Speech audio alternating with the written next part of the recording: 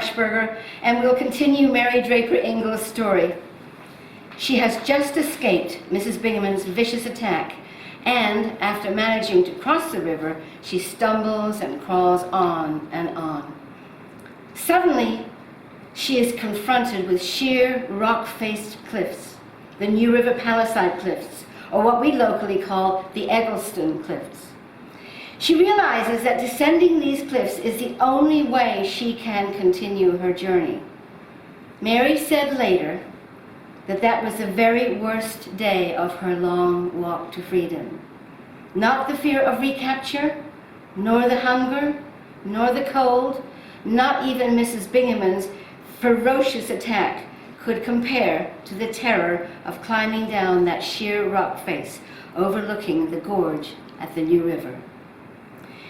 She climbs down the sheer rock face one move at a time, step by step, inch by inch, slicing her already blistered feet and hands.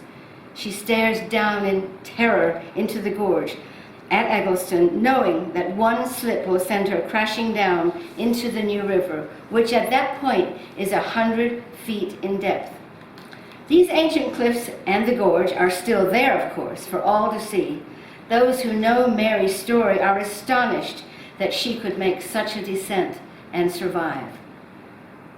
Mary collapses after the climb down. She can go no further.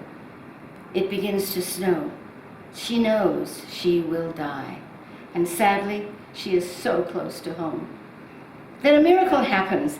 She is found by Adam Harmon, her neighbor no less, on his farm in Eggleston.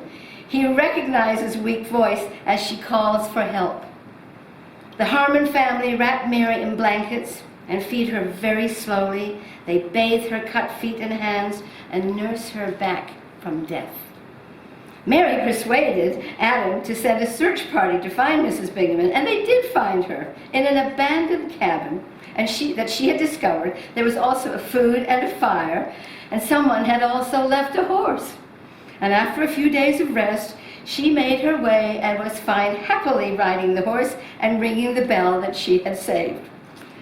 Mary and Mrs. Bingham were reunited briefly at the fort, and the old Dutch woman was able to rejoin her family in Pennsylvania. Since then, she has been lost to history. When the Harmons think Mary is strong enough to travel, they take her to the safety of Fort Frederick. There, another, but this time wonderful surprise awaits her.